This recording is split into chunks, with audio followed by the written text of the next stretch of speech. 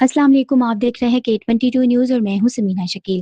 آپ کو آگاہ کرتے چلے کہ پیرس میں head office Pakistan business forum Europe کے زیر اہتمام نشست برائے تعزیت و فاتحہ خوانی کا انعقاد کیا گیا۔ یہ نشست پیرس کی معروف ادبی، سماجی اور کاروباری شخصیت نائب صدر Pakistan business forum France Mahmood Ahmed Rahi کے جوان بھانجے آصف منیر کے کینیڈا میں انتقال پر ان کے اہل خانہ سے اظہار تعزیت اور مرحوم کے سال ثواب کے لیے منعقد کی گئی۔ اس موقع پر پاکستانی کمیونٹی سے تعلق رکھنے والی سیاسی، سماجی، ادبی اور کاروباری شخصیات نے بڑی تعداد میں شرکت کی اور مرحوم آصف منیر کے لیے دعائیں مغفرت کی۔ شرکا نے محمود احمد راہی اور ان کے خاندان کے ساتھ دلی ہمدردی اور تعزیت کا اظہار کرتے ہوئے اس ناقابل تلافی نقصان پر افسوس کا اظہار کیا۔ اس موقع پر محمود احمد راہی، طاہر محمود راہی، عامر محمود راہی، علی محمود راہی اور روحان محمود راہی نے تعزیت کے لیے آنے والے دوست احباب، سیاسی اور سماجی شخصیات، عزیز و اقارب اور پاکستانی کمیونٹی کے افراد کا شکریہ ادا کیا۔ انہوں نے کہا کہ دکھ کی اس گھڑی میں دوستوں اور احباب کی جانب سے اظہار